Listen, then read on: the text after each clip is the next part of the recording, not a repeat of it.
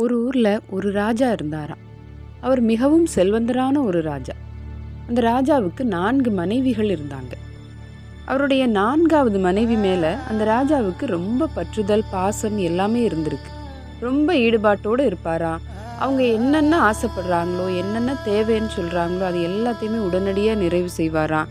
அவர் விலை உயர்ந்த பொருட்கள், நல்ல விலை உயர்ந்த ஆடைகள் எல்லாம் வச்சு அலங்கரிக்கிறதுல ராஜாவுக்கு தனி விருப்பம். அவங்க 2 பேருமே ஒருத்தர் ஒருத்தர் ரொம்ப விரும்பி ரொம்ப சந்தோஷமாக இருந்தாங்களாம். அடுத்தது அவருடைய 3வது மனைவி. அந்த 3வது மனைவி மேலேயும் ராஜாவுக்கு நல்ல பற்றுதல், பாசம் எல்லாமே இருந்துதான். அவங்களுக்காகவே உழைத்தாராம். இந்த ராஜாவுடைய அதிகாரங்களை எல்லாம் கட்டுப்படுத்தக்கூடிய, அவருடைய சமூக அந்தஸ்து, சமூக மதிப்பு, இது எல்லாத்தையுமே கட்டுப்படுத்தக்கூடிய அதிகாரமுமே அந்த 3வது மனைவி கிட்ட தான் இருந்துதான். ஆனாலும் இந்த 3வது மனைவி மேலே ராஜாவுக்கு ஒரு சின்ன பயம் இருந்துச்சாம். அது என்ன அப்படின்னா, இவங்க நம்மளை விட்டுட்டு வேற யார் கூடயாவது போயிடுவாங்களோ அப்படிங்கிற பயம். அடுத்தது ராஜாவுடைய 2வது மனைவி. 2வது மனைவி கிட்டேயுமே பாசம் பற்றுதலோடு தான் இருந்தாங்களாம். அவங்க கிட்ட நல்ல எல்லா விஷயங்களையும் பற்றி டிஸ்கஸ் பண்ணுவாராம்.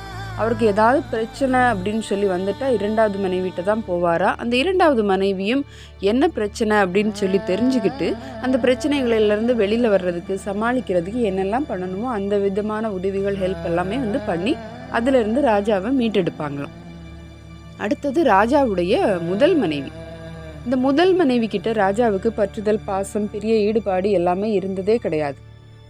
சும்மா ஏனோதானோ அப்படின்னு தான் இருப்பாராம். ஆனாலும் அந்த முதல் மனைவி எப்போவுமே தன்னடக்கத்தோடு இருப்பாங்களாம். அவங்க இயல்பாக, அதாவது உண்மைதான் என்னுடைய இயல்பு, அந்த உண்மையாக தான் நான் இருப்பேன் அப்படிங்கிற மாதிரியே இருப்பாங்களாம். எப்போவுமே ராஜா கூட இருப்பாங்களாம். என்னென்ன விஷயங்கள், என்னென்ன தேவைகள் ராஜாவுக்கு அப்படிங்கிறத இழுத்து போட்டு கவனித்து ரொம்ப உண்மையாக ராஜா கூடயே இருப்பாங்களாம்.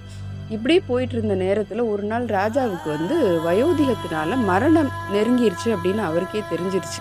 நம்ம மரணப்படுகையில் வந்துட்டோம், இனி நம்மளை யாராலையும் காப்பாற்ற முடியாது அப்படின்னு நினச்சிட்டு, நான் மரணிக்கிற நேரத்தில் நான் தனியாக போகிறதுக்கு பயப்படுறேன், ஏன் கூட யாராவது வந்தால் நல்லாயிருக்கும் அப்படிங்கிற மாதிரி ஃபீல் பண்ணாராம். இந்த மாதிரி நினச்ச உடனே ராஜா தன்னுடைய 4வது மனைவியை, அவரைத்தானே ரொம்ப அதிகமாக நேசிச்சாரு, தன்னுடைய 4வது மனைவியை கூப்பிட்டு, நான் இந்த மாதிரி மரண தருவாயில் இருக்கிறேன், எனக்கு தனியாக போக பயமாக இருக்குது, அதனால நீ என்னோட வந்தால் எனக்கு கொஞ்சம் தைரியமாக இருக்கும், என்னோட வரியா அப்படின்னு கேட்டிருக்காரு.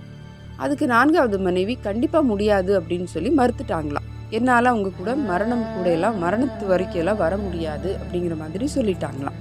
அடுத்தது அவர் தன்னுடைய 3வது மனைவியை கூப்பிட்டு கேட்டிருக்காரு.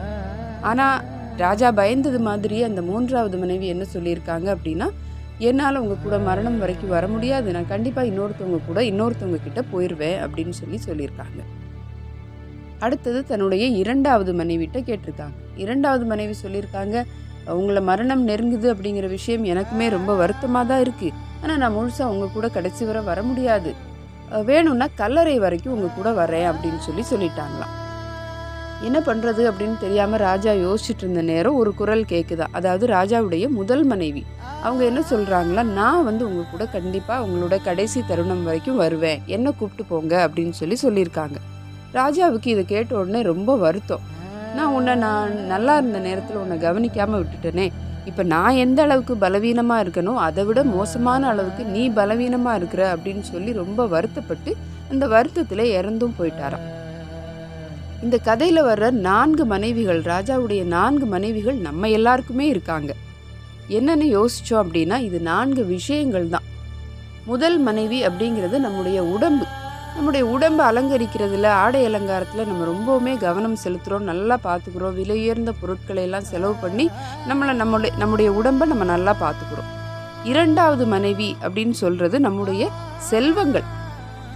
நம்ம ஒரு ஓடி சம்பாதிக்கிறோம், உழைக்கிறோம். எதுக்காக சம்பாதிக்கிறோம், உழைக்கிறோம், நல்லா இருக்கணும். ஆனால் நம்ம இருந்ததுக்கப்புறம், நம்முடைய இறப்புக்கு அப்புறம் கண்டிப்பாக அந்த செல்வங்கள் இன்னொருத்தர்கிட்ட போயிடும். அடுத்தது 3வது மனைவி அப்படிங்கிறது நம்முடைய சொந்த பந்தங்கள், நட்பு. இவங்க எல்லாருமே நம்ம கூட ஒரு கட்டம் வரைக்கும் தான் வர முடியும், அதுக்கு மேலே அவங்களால நம்ம கூடவே கடைசி வரைக்கும் பயணிக்க முடியாது. 4வது மனைவி அப்படின்னு சொல்கிறது தான் நம்முடைய மனசு, நம்முடைய ஆன்மா. நம்முடைய மனசாகட்டும் ஆன்மாவாகட்டும் அதை தான் நம்ம நல்லா வச்சுக்கணும், ஏன்னா அதுதான் நமக்கு கடைசி வரைக்கும் கூட வரும்.